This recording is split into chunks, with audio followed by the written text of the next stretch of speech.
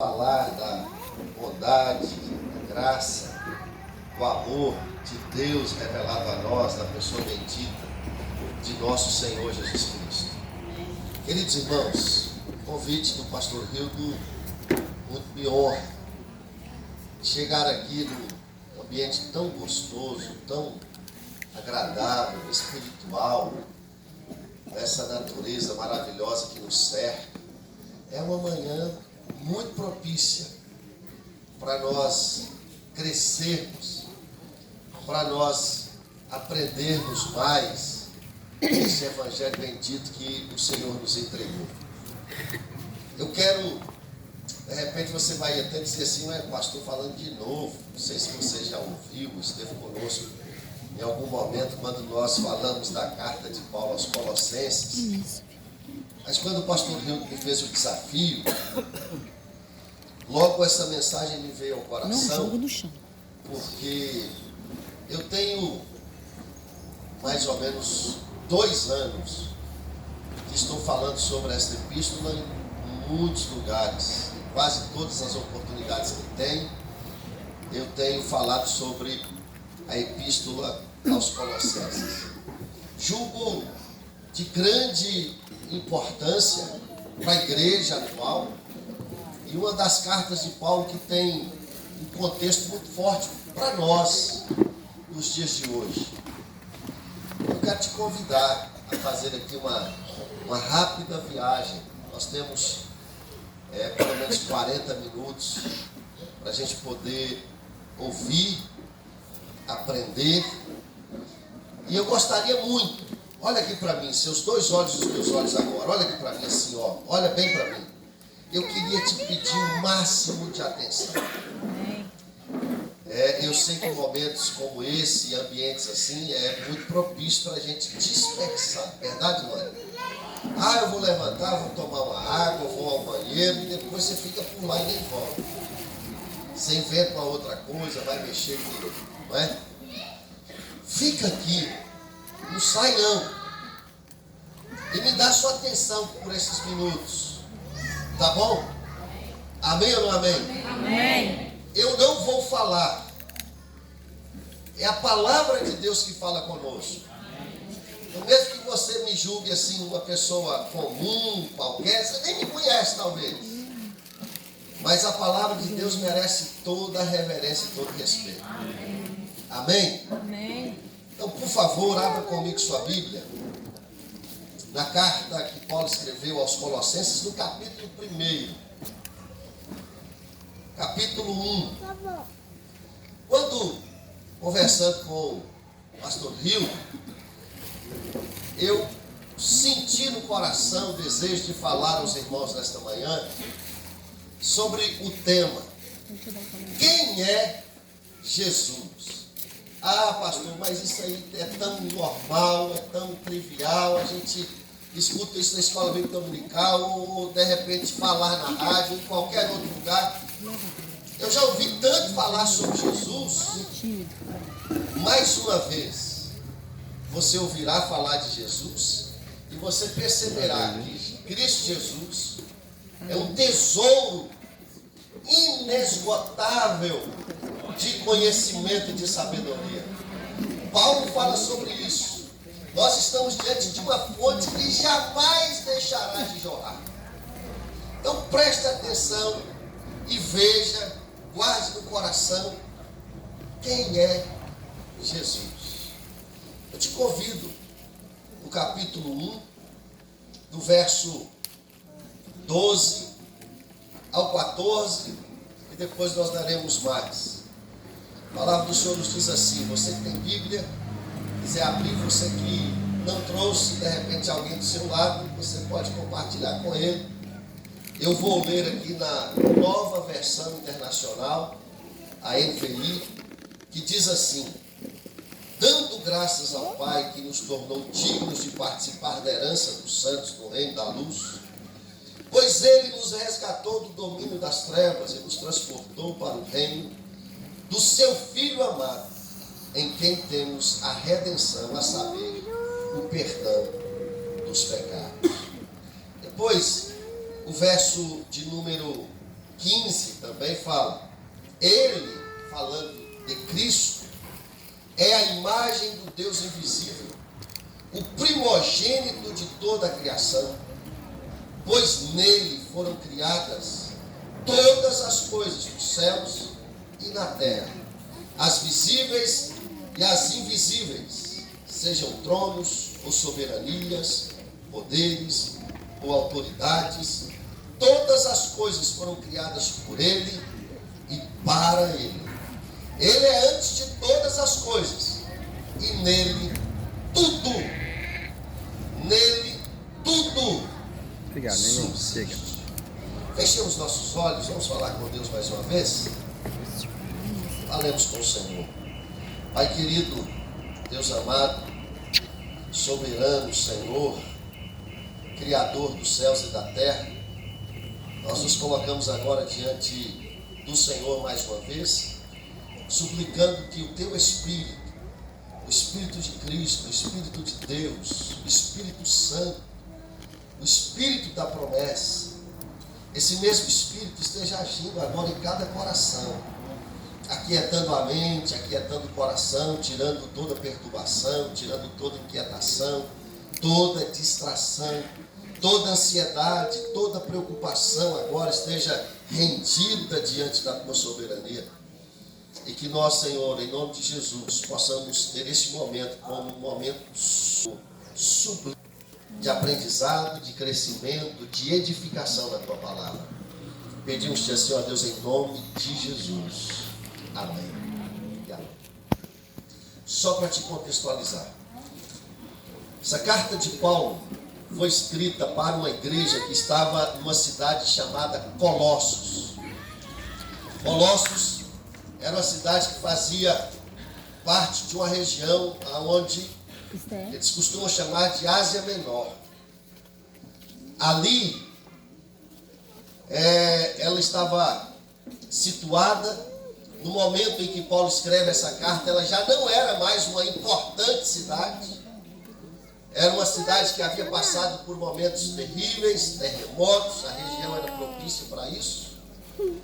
E naquele instante em que Paulo escreve, para uma cidade sem importância, mas para uma igreja que estava nascendo, surgindo, através do ministério do pastor Epáfras, companheiro de Paulo, que leva a Paulo, quando ainda em prisão na cidade de Roma. Paulo estava ali por causa do Evangelho, suas algemas eram em razão do Evangelho, sofria perseguição por parte do Império Romano, dos judeus, dos gentios, incrédulos. E Epáfras leva a Paulo notícias sobre esta igreja e diz que esta igreja estava sob uma forte ameaça. Era um falso ensinamento que tentava entrar na igreja, que estava alcançando algumas mentes, estava deturpando na igreja o verdadeiro conhecimento de Cristo Jesus. É por isso que eu digo a vocês que o nosso tema hoje é: quem é Jesus? Aquela heresia tentava colocar na mente das pessoas, da população, da igreja, que Jesus nada mais era do que uma emanação do Deus verdadeiro, de várias emanações que existiam. Existiam emanações que eram negativas, as quais eles chamavam de demônios, e existiam emanações positivas. Dentre elas estava Jesus e os anjos. E estas emanações, eles serviam como obstáculos para que a pessoa que desejasse chegar até Deus, eles tinham que chegar até esses obstáculos, estes seres, agradá-los, servi-los, para depois chegar até Jesus. E esse conhecimento, que também era uma faceta do gnosticismo, quem detinha este conhecimento destas entidades, destas emanações, e o que fazer para agradá-los, a fim de que eles pudessem então ter acesso a Deus, depois de vencidos estes obstáculos, estas entidades. Este conhecimento era para aqueles o maior benefício que alguém poderia ter. Era a grande busca deles. E aí eles colocavam também ali, nesta heresia, chamada heresia de Colossos, pitadas do judaísmo, o legalismo judaizante. Colocava lá também pontos que lembram muito o esoterismo do nosso tempo. Quem aqui nunca ouviu falar do horóscopo? Na influência que os signos exercem sobre a vida do ser humano. Tem gente até hoje que pega o jornal da manhã e vai lá para a página do horóscopo e fala assim, ó, o meu peixe, o que meu signo está falando para mim hoje? Quem já fez isso ou está fazendo ainda? Eu quero orar para você. Brincadeira, irmãos. Mas eu estou te dizendo isso, você vai entender ao final, porque eles imaginavam que esta era a forma de chegar até Deus, o ser superior, criador de todas as coisas. O grande problema é que aquela igreja começa a ceder a esse tipo de conhecimento, de pressão. Paulo, no capítulo 1, ele faz pelo menos 2 orações por esta igreja. A primeira encontra-se no verso de número 3, e ele fala assim, ó, sempre agradecemos a Deus, o Pai de nosso Senhor Jesus Cristo, quando oramos por vocês, pois temos ouvido falar da vossa fé, da fé que vocês têm em Cristo Jesus, do amor que vocês têm pelos santos e da esperança que vocês têm de ir morar no céu. 3 virtudes que esta igreja tem, que Paulo dá graças a Deus por elas. Primeiro, fé, amor e esperança. Era uma igreja que tinha qualidades. Não era uma igreja que estava dominada pelo erro. Olha aqui, todas as igrejas têm pontos fortes e fracos. Todas as igrejas precisam aperfeiçoar o seu ministério. Todas as igrejas têm momentos em que chega um falso conhecimento e tenta perturbar a comunhão e a direção dos irmãos, inclusive a família. Existem famílias que passam por esse desafio. O que é interessante é que Paulo não vê nesta igreja tudo negativo. Paulo vê coisas positivas aqui. Talvez você chegou aqui hoje e você pensa assim, poxa vida, minha vida só é desastre. Minha família só é um desastre, um problema.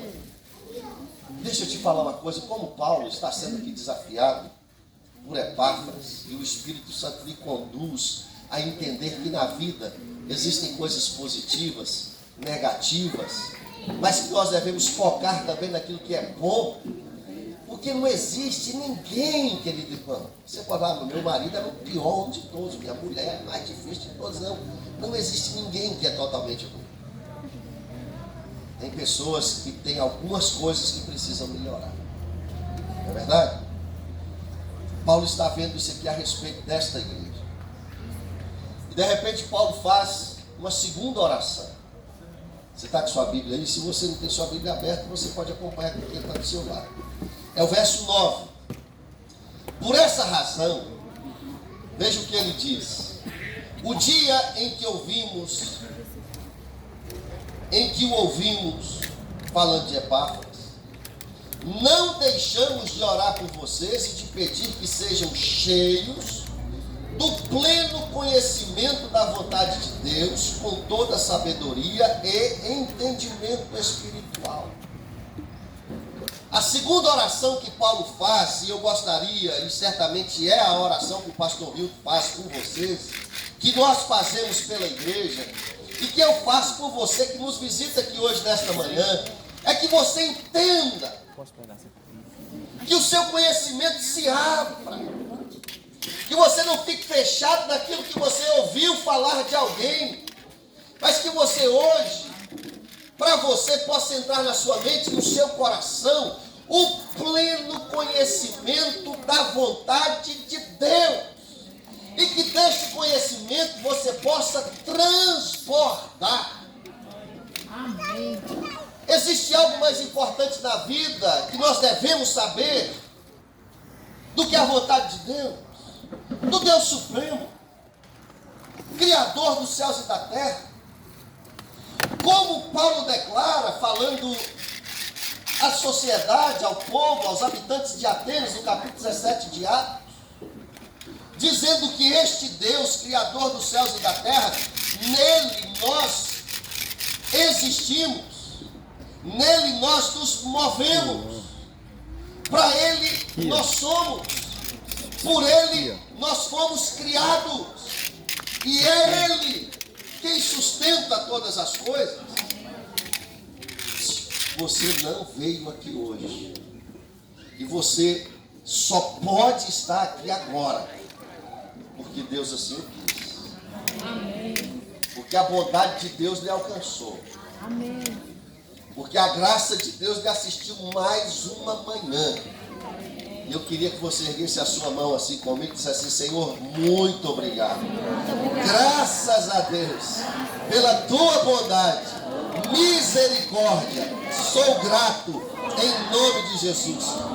Conheça essa vontade de Deus.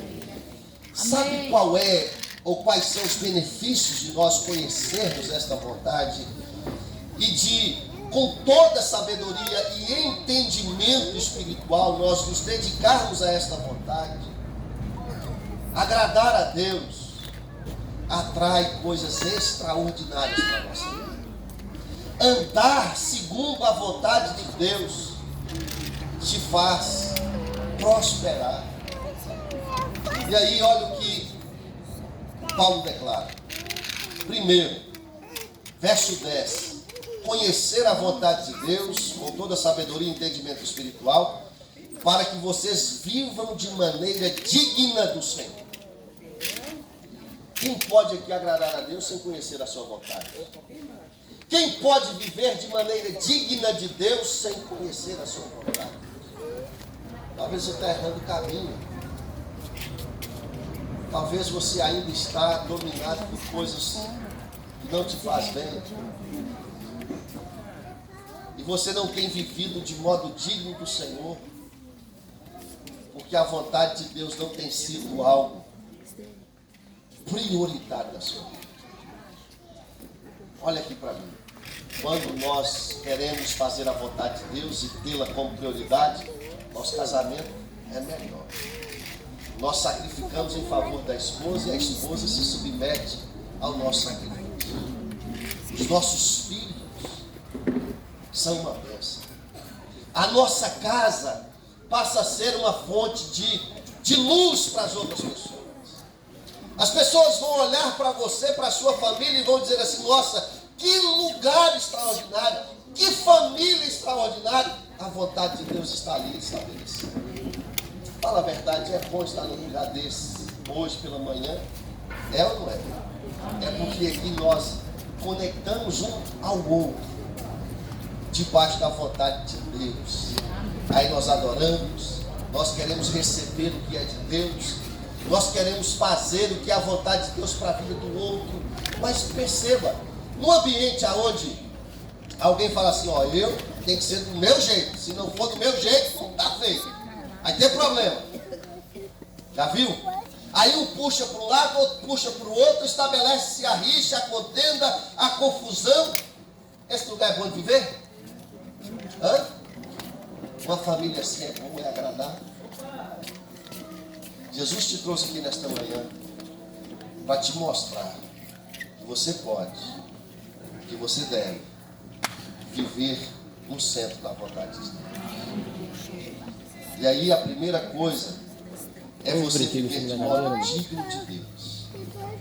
E aí Paulo ainda diz assim: ó, e em tudo possa agradá-lo, frutificando em toda boa obra. Segundo benefício de conhecer a vontade de Deus, frutificar em toda boa obra. O que é isso, irmão?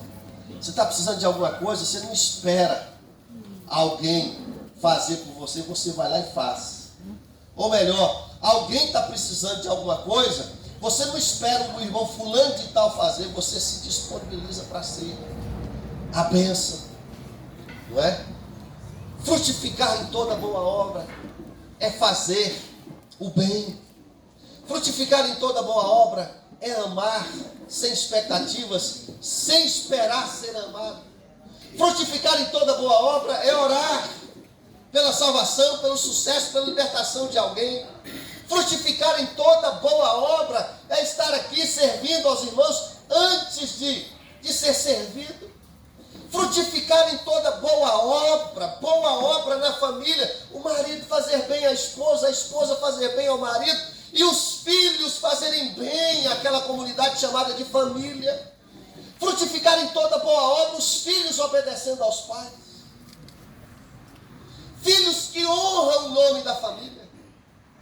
Frutificar em toda boa obra, os membros amando uns aos outros, submisso à liderança que se sacrifica em favor do povo, da família, da igreja, e assim se estabelece uma comunidade que cresce, que produz bons frutos, que glorifica o nome do Senhor. Os irmãos conhecem o fruto do Espírito. Não são os frutos, é um fruto só, que se desdobra em vários. Gálatas capítulo 5. Antes de falar o fruto do Espírito, quais são as obras da carne? Inimizade é uma delas? Contenda é uma delas? Divisão, facção é uma delas? Ira, é ou não é? Agora, e o fruto do Espírito? Olha as duas obras aí. Quais são os frutos do Espírito? Amor. Você está vendo amor aqui entre nós, irmão? Tem amor lá na sua família? Eu gosto demais do texto que Paulo fala em 1 Coríntios, me parece que é o capítulo 15, 16. Paulo fala assim, ó, tudo quanto fizerdes, fazei com amor. Esse aí é Colossenses. Fazei com amor. Tudo. Ah, pastor, eu vou pegar essa cadeira aqui e vou mudar de lugar. É com amor, então faz. Eu conversei com o irmão ontem. Ele falou comigo assim, pastor, tem um irmão que está triste com a gente aqui na igreja, porque na escola bíblica dominical ele foi sentar numa cadeira, lá na classe. Aí o outro irmão chegou e falou assim, não, aqui você não vai sentar não, você tem que sentar lá. Aqui não, aqui está separado essa cadeira, para outro sentar. O irmão sumiu da igreja. Quem tirou a cadeira com amor? Não. Mas tem gente que fala assim, é personalidade dessa. Mas o Espírito Santo controla essa personalidade sua, viu, irmão? Seu temperamento pode ser controlado pelo Espírito. Tudo quanto fizermos, você vai dar um abraço, você vai dar um aperto de mão, você vai fazer alguma coisa. Vamos falar mais. Cita para mim aí mais um fruto do Espírito. Nós falamos de amor, mais um. Bondade. Mansidão está relacionado. Nós falamos, já pensou se o camarada chega, meu querido irmão, por favor, nós separamos para o senhor essa cadeira aqui. Essa cadeira é a cadeira de honra das pessoas que estão chegando. Senta nela por gentileza. O que aquele irmão fazia? Nossa. Não é não? Agora o cara chega lá e fala, Renan! Né? Tem gente aqui que faz desse jeito, né? Você vigia, viu, irmão? Fala, meu irmão. Nós estamos tentando resgatar ele. Mansidão, isso aí que tem. Agora preste atenção, um outro fruto. Mansidão, amor, domínio próprio. Ih, vocês estão pegando só os que tem. Tem alegria, gente? Tem alegria? Cadê o povo de Deus alegre aqui nessa manhã? A alegria do Espírito Santo está aqui ou não? Frutificando em toda boa obra. A alegria do Senhor está presente no meio do seu povo. Sorrir para o irmão com amor. Você já viu isso? Mostra os dentes. Faz bem ou não faz? Então preste atenção, olha. Aí vocês estão exagerando já, olha aqui para mim. Olha aqui para mim. Querido irmão, a vontade de Deus faz a gente frutificar. A vontade de Deus faz a gente andar de modo digno do Senhor. É como se você fosse um filho do rei, um príncipe, andando com todo o adorno real no meio dessa sociedade. Cheio de boas obras. O que mais? O texto nos fala. Sendo fortalecidos com todo o poder, de acordo com a força da sua glória. Olha aqui, ó. Tem crente fraco? Tem ou não tem? Tem. Mas eu não conheço um crente que conhece, que vive, que prioriza a vontade de Deus fraco. Não conheço. Sabe por quê? Porque são 3 coisas que surgem, que nascem da vontade de Deus: modo digno, frutos bons e poder, força da glória de Deus. O crente que conhece a vontade de Deus, irmãos, ele anda forte. A tribulação vem e ele fala assim: não, eu estou no Senhor. Vem aquelas razões, às vezes, que te faz pensar assim: eu vou desistir, não aguento mais, eu vou parar. Aí aquele que conhece a vontade de Deus fala assim: não, eu não faço para ele, eu não faço para ela. O meu compromisso em primeiro lugar é com o Senhor. Meu casamento está de pé, não é porque eu respeito o pai dela. Meu casamento está de pé, não é porque em primeiro lugar eu amo os meus filhos. Meu casamento está de pé, não é porque eu estou com medo de perder a parte que me cabe aqui na comunhão dos bens. Meu casamento está de pé, em primeiro lugar, porque esse casamento representa a vontade de Deus. Foi Deus quem mandou eu casar, foi Deus quem criou o casamento, e debaixo desta vontade eu estarei enquanto eu viver. Quem prioriza a vontade de Deus pensa assim: Deus sempre em primeiríssimo lugar, buscar em primeiro lugar o reino e a sua e as demais coisas.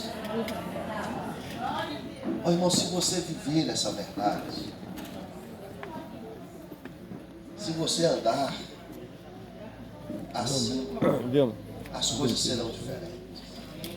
Aí eu chego aqui no verso de número 12, falamos da perseverança, da alegria, da fortaleza que vem da vontade de Deus. Aí nós chegamos, Paulo no verso 2 diz: olha, eu dou graças a Deus. Dou graças a Deus porque Deus nos revelou a grande razão da nossa vida. Quem é Ele? Jesus Cristo. O ápice, o ponto mais alto da vontade de Deus nós encontramos em Jesus Cristo. Quem quiser conhecer Deus precisa conhecer Jesus Cristo.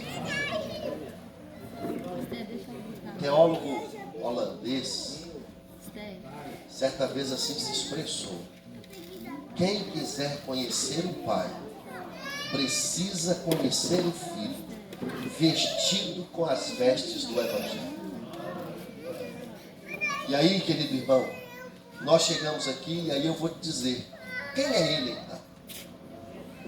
Quem é este ser tão maravilhoso que Paulo, inspirado pelo Espírito Santo, ordenado pelo Deus Criador dos céus e da terra, que os colossenses estavam sendo levados a acreditar que era apenas uma emanação? Quem é este? Quem é Jesus? Eu quero falar com vocês esta manhã sobre pelo menos 2 aspectos da pessoa bendita do nosso Senhor e Salvador Jesus Cristo. Primeiro, eu quero só dizer rapidamente quem Jesus não é. Jesus não é apenas um sábio, um guru, que destila palavras de sabedoria como alguns buscam acreditar. Jesus não é a reencarnação de um sábio qualquer que já viveu da história. Jesus não é um ser criado por Deus. Não. Quem é Jesus? Jesus não é a invenção da mente criativa dos seus discípulos, os apóstolos. Não. Jesus é um ser histórico que habitou entre nós. Teve um tabernáculo como esse, meu e seu, humano, carne, revestido-se de carne, osso, nervos, órgãos. Ele foi homem, viveu, morou na terra, esteve aqui. Agora, tem dois aspectos que Paulo mostra de Cristo Jesus aqui, que eu gostaria de compartilhar com os irmãos nesses poucos minutos. Primeiro aspecto, quem Jesus é. O verso de número 15. Você pode acompanhar comigo aí? Ele é, falando de Cristo, a imagem do Deus invisível. Quem aqui viu Deus nessa manhã? Viu.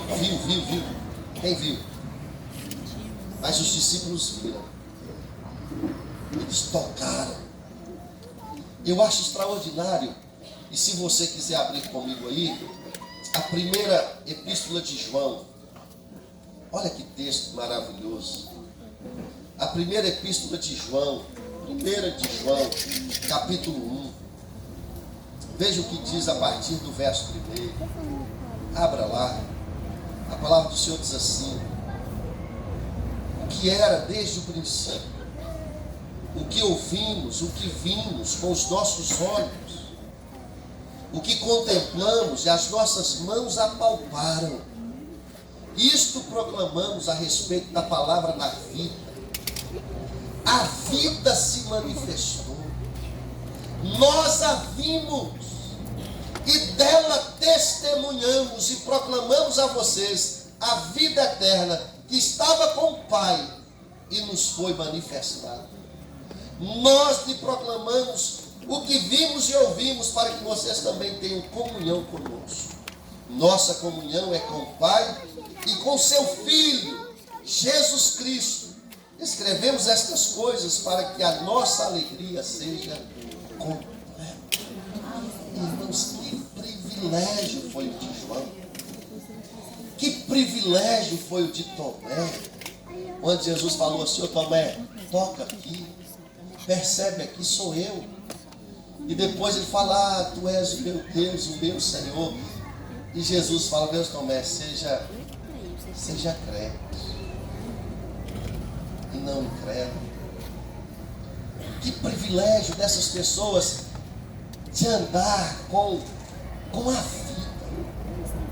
Lá em Gênesis, a vida era um sopro. Lá em Gênesis, Deus era uma palavra que ordenava e tudo vinha à existência. No Novo Testamento, na encarnação, não estou dizendo reencarnação, encarnação é o ato de Deus deixar de ser espírito, tornar-se carne. Ele veio estar entre nós. A Bíblia diz que ele tabernaculou, habitou no corpo como o meu e o seu, e andou entre os discípulos, e eles viram, ouviram. Que privilégio o Deus invisível se manifestar em carne e habitar entre nós. Tudo isso, diz a palavra, que foi por que privilégio. O autor da Epístola aos Hebreus, capítulo 1, abra comigo aí, se você tem a sua Bíblia nas mãos. A palavra de Deus diz assim, capítulo 1 de Hebreus: há muito tempo Deus falou muitas vezes e de várias maneiras aos nossos antepassados por meio dos profetas, mas nestes últimos dias falou-nos por meio do Filho, a quem constituiu herdeiro de todas as coisas e por meio de quem fez o universo. O Filho, presta atenção no verso 3, Hebreus 1:3. O Filho é o resplendor da glória de Deus e a expressão exata do do ser de Deus, sustentando todas as coisas por sua palavra poderosa. Depois de ter realizado a purificação dos pecados, ele se assentou à direita da majestade de Deus nas alturas. O invisível se manifestou da forma como ele é, exatamente a mesma coisa na pessoa de nosso Senhor Jesus Cristo. Quem ele é uma emanação de Deus, não, ele é o próprio Deus. Quem é Jesus? Ele é uma invenção da história? Não, ele é Deus que habitou entre nós. Quem é Jesus? Ele é o Superman que deixou lá a habitação de seu pai e veio entrar. Não, ele é o próprio Deus. O invisível se tornou visível. E nós temos o testemunho de João que diz, olha, nós vimos, nós tocamos, e é por isso que nós testemunhamos de quem ele é. Ele é a imagem do Deus invisível. Essa palavra imagem aqui, irmãos, é a mesma coisa de dizer, ele é o xerox. É como se o próprio Deus estivesse nele. É exatidão do invisível. Quem é Jesus? Ele é o primogênito de toda a criação. Deixa eu te dizer, quando Paulo usa a palavra aqui primogênito, Theotokos, do grego, não quer dizer ele é o primeiro a ser criado. Porque a ideia que nós temos de primogênito é só uma. Quem é o primogênito da sua família? É o primeiro filho a ser concebido. Não é assim? É quem nasceu primeiro. Aqui não. Primogênito, desde o Antigo Testamento, é um título honorífico, de honra, que é dado a alguém. Primogenitura. E aqui, nesse contexto, quando você lê Hebreus capítulo 1, ele fala que ele é o herdeiro de todas as coisas, é porque o primogênito, não o primeiro a ser criado ou nascido, mas o primogênito aqui é aquele que tem por direito de honra, de dignidade, de ser o herdeiro de todas as coisas. Sabe o que é isso? Tudo que existe, sua casa, essa cadeira, seu carro, sua vida, o ar que você acabou de respirar, o sol que nos ilumina nesta manhã, e que para muitos hoje, de graça, está tomando aí um reforço de vitamina D, gratuitamente. Tudo isso é de Jesus. Aleluia. Foi feito para Ele. E sabe o que Ele faz? Ele nos abençoa com todas estas bênçãos, graciosamente, de forma a não requerer de nós nenhum tipo de contraprestação financeira. Ele é o primeiro. Ele é o primeiro da sua vida. Você já reconheceu que tudo que você tem é dele? O salmista, quando fala de Deus, de Jesus, ele diz assim, ó, a terra e tudo que nela há são de Deus. E ele, o Pai, entregou ao seu Filho. Quem abrir lá em Mateus, capítulo de número 28, vai ver Jesus declarando assim, ó, toda autoridade me foi dada no e na terra. Depois da sua ressurreição, a terra foi entregue à autoridade do Filho.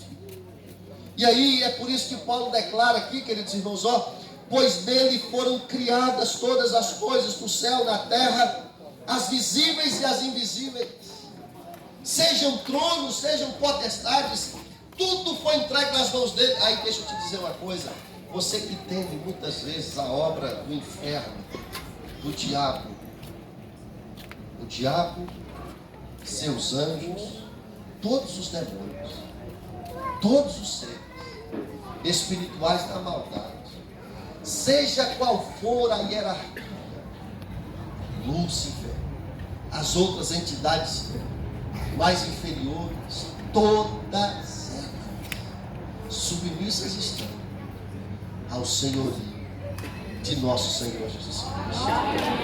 E quando Jesus saía pregando o Evangelho, Satanás, que possuía e perturbava a vida de alguém, logo gritava: por que estás aqui nos perturbando, ó Filho de Deus? É porque o diabo estremece. Satanás sabe da autoridade que hoje há nas suas mãos. Um dia eu estava indo para a igreja, adolescente, e aí nós encontramos uma moça caída na calçada, e uma pessoa com ela ao lado, tentando expulsar aquele demônio. A mulher dava sinais de uma possessão demoníaca, tentava expulsar, e a gente, sem experiência, vamos levar essa mulher para a igreja. Pegamos, levamos, aí toda igreja tem um grupo de mulheres de oração, tem ou não tem? As mulherzinhas fervorosas aqui. Tem ou não tem? Chamamos esse grupo de irmãs, levou para um, lá chamava a salinha, chamava cenáculo, era um lugar de oração. Levamos para lá as irmãzinhas do coquezinho, chegaram, quando bateu o olho, o bichão estribuchou lá. Veio um colega meu, que estava com a gente, entrou na sala, apressado, entrou. O bicho olhou para ele: o que você está caçando aqui? Você é meu. Aí ele assustou, saiu correndo da sala. A irmãzinha falou assim: cala sua mão e sai dela agora, em nome de Jesus. O bicho caiu no chão, a mulher ficou.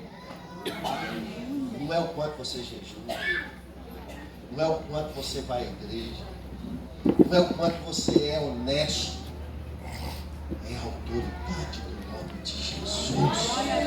Satanás se submete quando você usa esse nome com fé, sabendo quem ele é.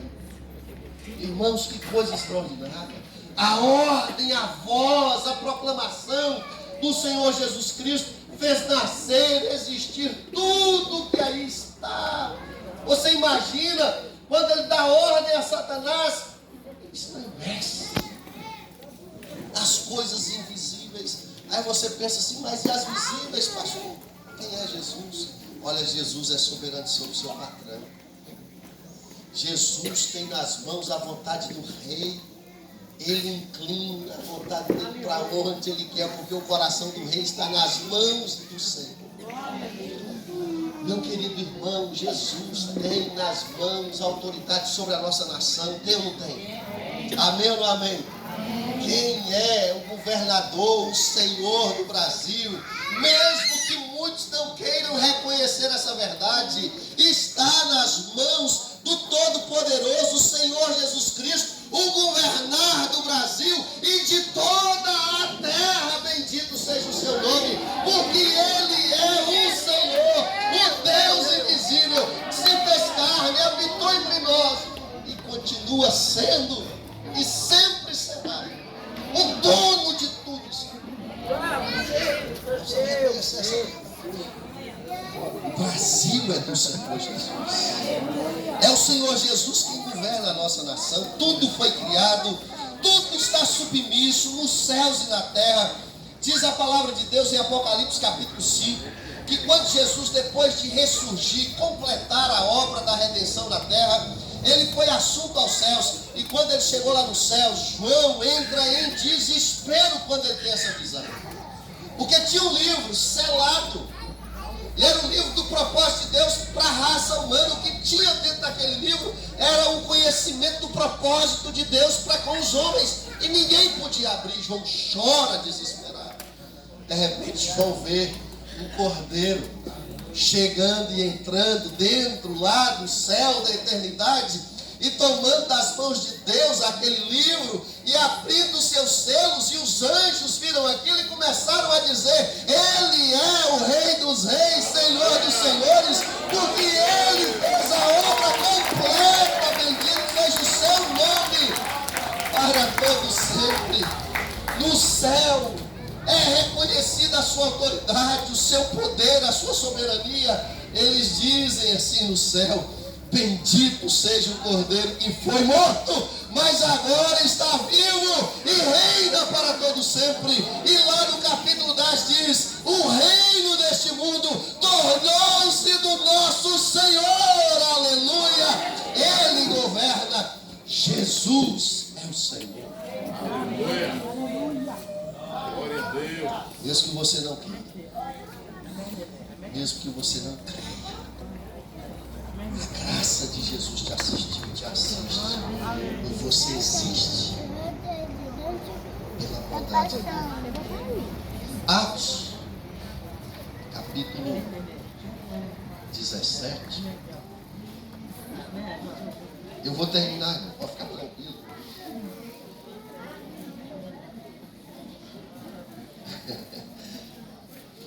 O 17 de Atos, verso de número 25 em diante. A palavra do Senhor diz assim, no verso 25 em diante, diz assim, ó: Ele, Jesus, não é servido por mãos de homens, como se necessitasse de algo, porque Ele mesmo dá a todos a vida, o fôlego e as demais coisas. Ele não é servido por mãos de homens. É como se fosse assim: um ídolo precisa ser carregado, um ídolo precisa ser colocado no lugar e ele fica lá quietinho sem poder se mover. Um ídolo depende do serviço de um homem, mas o nosso Deus, Ele é quem nos serve. Ele deu fôlego de vida, e mais do que isso, Ele nos deu a vida. E Ele continua dizendo: de um só fez Ele todos os povos, para que povoassem a terra, tendo determinado os tempos anteriormente estabelecidos e os lugares exatos em que deveriam habitar. Deus fez isso para que os homens o buscassem, talvez tateando pudessem encontrá-lo, embora não esteja longe de cada um de nós. Verso 28: pois nele vivemos, nos movemos e existimos. Pois nele vivemos, nos movemos e existimos. Você se moveu hoje porque Ele deixou, Ele quis, Ele te deu essa graça. Você existiu hoje porque Ele te deu essa graça. Quem é Jesus? É o Senhor sobre todas as coisas. Quem é Jesus? É aquele que tem o controle sobre o último dia de vida que você terá nessa terra. Quem é Jesus? É aquele que já abriu as portas do céu, preparou um lugar. E a palavra diz lá em João capítulo 14, que esse lugar, aonde Ele está, Ele preparou para que nós também estivéssemos lá. Senhor, para onde o Senhor vai? Como saber o caminho? Eu sou o caminho, a verdade e a vida, e ninguém vai ao Pai se não for por mim. Tem muita gente errando o caminho, tem muita gente sem saber quem é Deus, e fala que Deus é o sol, a pedra, a lua, a terra. Tem muita gente adorando o pau, a pedra, as imagens criadas de várias maneiras. Lá na Índia, mais de 30 mil. Em Atenas, na época de Paulo, mais de 30 mil divindades. E ainda existia lá um altar ao Deus desconhecido, porque eles não encontraram ainda com este aqui, que é o verdadeiro, que fez todas as coisas. Se você buscar, você não vai encontrar alguém como Jesus em qualquer outro lugar dessa terra. Em qualquer sistema religioso, em qualquer religião, jamais encontrará alguém como Jesus Cristo. Toda divindade que nós sabemos e conhecemos que existe pelo mundo afora é servido pelas mãos dos homens. O nosso Deus. Toda divindade que nós ouvimos falar e sabemos que existe pelo mundo afora deseja ser servida pelas pessoas. O meu Deus, Ele fez tudo primeiro. Ele nos amou primeiro. Ele sacrificou primeiro. Ele nos serviu primeiro. E é por isso que Ele é um Senhor diferente de tudo que já se ouviu dizer. Quem é Jesus? Ele é Senhor sobre toda a criação. Segundo, estamos juntos? Dá para ir para o segundo ponto para a gente terminar ou termina logo aqui? Dá para ir? Hã? Vamos para o segundo? Amém ou não amém? Amém. A minha hora estourou. Segundo, Jesus é Senhor sobre a redenção. Aí o capítulo 1, verso 13 e 14, fala muito sobre isso. Olha aí. Colossenses, capítulo 1, verso 13 e 14. Fala assim. Vocês estão acompanhando comigo? 13. Pois Ele nos resgatou do domínio das trevas e nos transportou para o reino do seu Filho amado, em quem temos a redenção, a saber, o perdão dos nossos pecados. Essa palavra aqui, transportar, tem a ver com resgate. A palavra que nós usamos para poder, de forma escatológica, arrebatamento, também tem a ver com resgate. Tomar para si. Com força, sabia disso? Com força. Ô, Amanda, que sol, vai. O texto aqui está dizendo é que cada um de nós demos um trabalho enorme para Jesus. Não quer pegar sol, não. Ele, quando nos resgatou, Ele entrou no domínio das trevas e falou assim: ô Tiago, Maria, José, sai para fora, vem comigo, estou te levando embora, transportando-nos das trevas para a verdadeira luz. E sabe o que o texto quer dizer? Preste bem atenção. O texto diz Não que vai lavar a mão, não. nenhum Fique de quieta. nós, implícito aqui está, que nenhum de nós teríamos força, sabedoria, dinheiro, recurso suficiente para se auto-libertar. Nós não nos libertamos. Nós fomos. Você pode repetir isso comigo? Nós não nos libertamos. Nós fomos libertos. Vamos de novo? Nós não nos libertamos. O que é isso? Ele quem nos tirou de lá. Ele quem amarrou o valente, pastor. Ele que entrou no domínio das trevas, do império das trevas e nos tirou de lá. Aleluia! Bendito seja o seu nome. Satanás tinha esse povo que está aqui como escravo. E ainda dizem por aí que aqueles que servem a Satanás são chamados de cavalo do diabo. O diabo fala a respeito de tudo. Nós não. Nós somos tratados de irmãos, de filhos, de príncipes, porque Ele nos tirou do império onde éramos escravos e nos transportou para o lugar onde nós temos liberdade. Você que ainda se sente escravo do pecado, das coisas deste mundo, você que ainda se sente escravo do dinheiro, escravo do vício, escravo das coisas que desagradam a Deus, Jesus pode te libertar nesta manhã. E sabe o que diz? Ele tem poder para isso. Aquele que criou os céus e a terra, aquele que fez tudo existir, aquele que tem domínio sobre as maiores autoridades políticas de toda a terra, tem autoridade sobre o inferno inteiro. Só Ele. e ninguém mais pode entrar lá e te resgatar do domínio das trevas e te trazer para a luz. Quem sabe você está vivendo uma escuridão terrível lá dentro de sua casa. Quem sabe você ainda está experimentando uma escuridão existencial horrível. E nos nossos dias tem gente que está vivendo desse jeito e pensa até em se matar. Pensa em dar cabo à própria vida. Mas Jesus está aqui nesta noite. Jesus vai libertar. Medo que eles me mexer lá. Vai não, amor. As trevas vão se dissipar.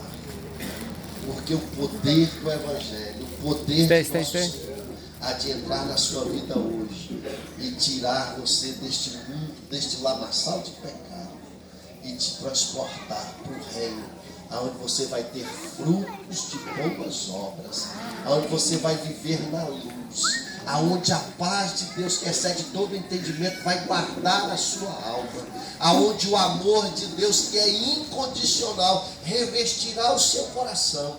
E ao invés de viver nesta vida, onde você vive expectativas frustradas, aonde o ódio tenta te dominar, aonde a mágoa ainda te escraviza, nesta manhã, Jesus Cristo está aqui para pôr fim nesta escravidão.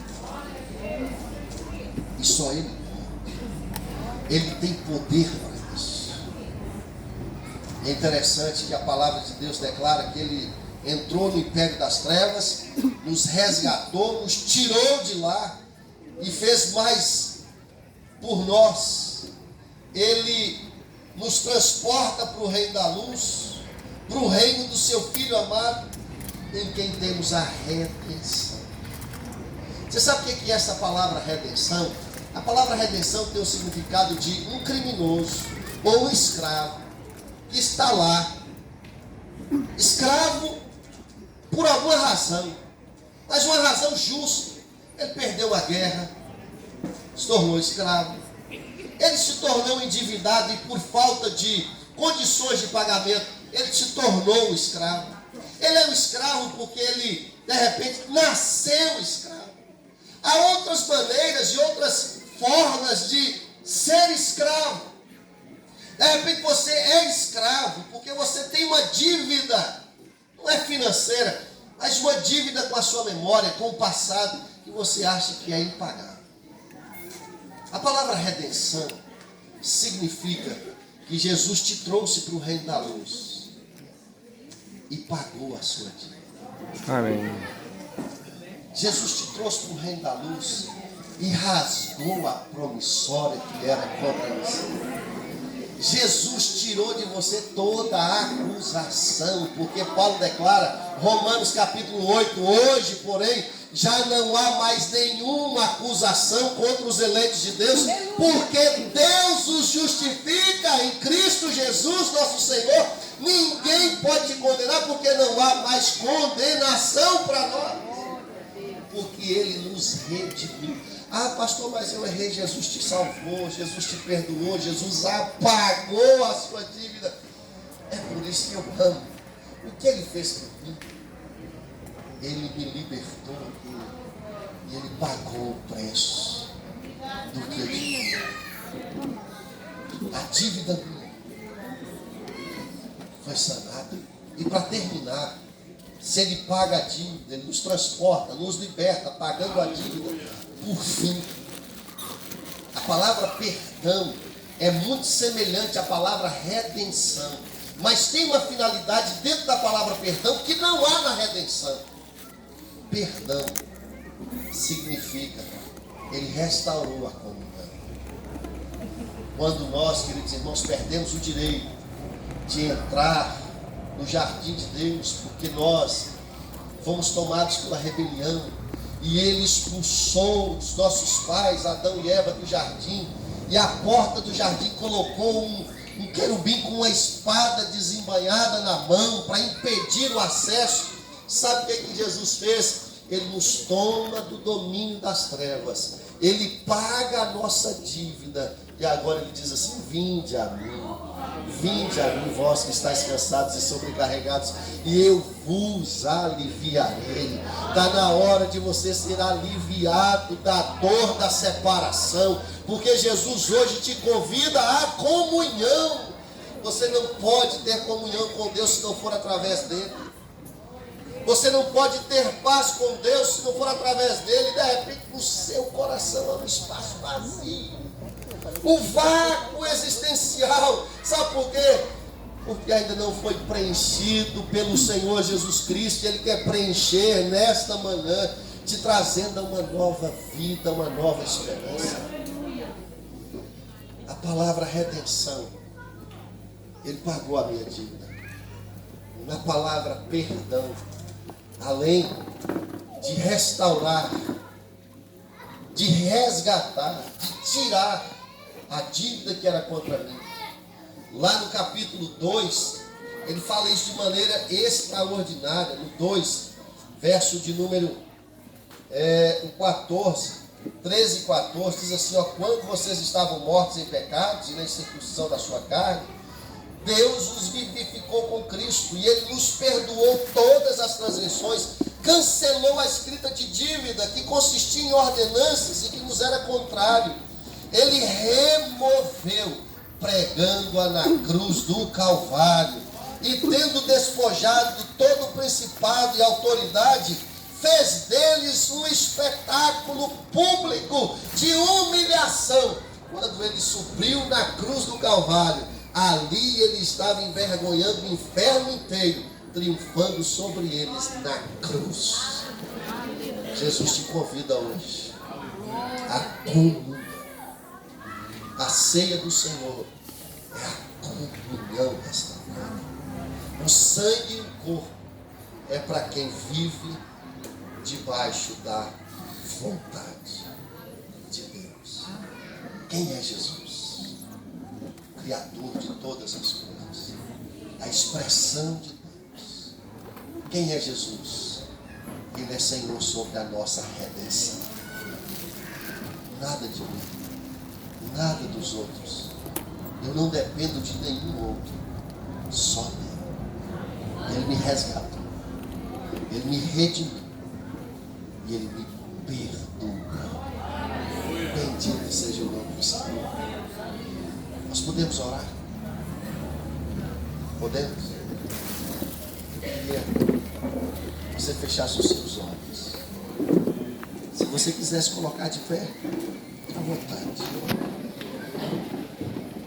Meu irmão, quando eu falo sobre essa pessoa maravilhosa de nosso Senhor e Salvador Jesus Cristo, me dá uma vontade de chorar. Sabe por quê? Porque eu olho assim e falo, poxa, eu não mereço nada disso. Que amor extraordinário esse que me alcançou. Eu sou perfeito, gente. Mas por que Ele me fez alvo de tão grande amor? Você pode exaltar o nome dele em gratidão, louvor e adoração no nome de Jesus. É por isso que o mundo não compreende, irmãos. O mundo não compreende. O amor de Deus nos constrange.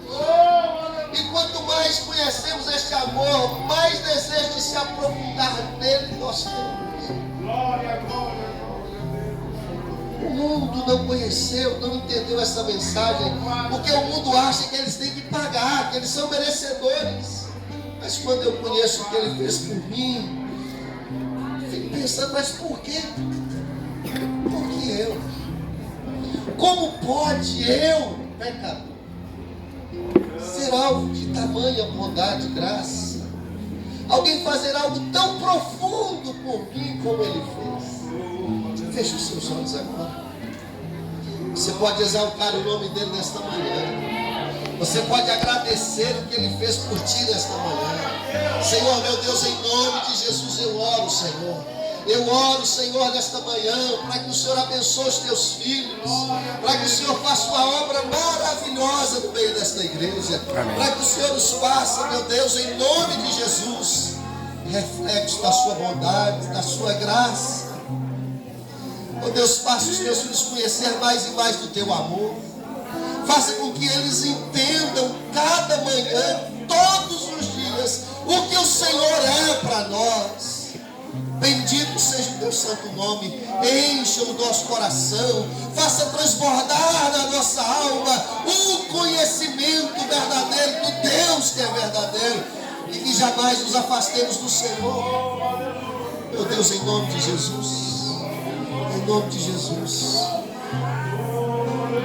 Irmãos queridos, eu quero orar por você que está aqui nesta manhã e está sentindo um vazio na sua alma. Eu queria orar por você agora, e você pode vir aqui à frente. Eu quero orar por ti.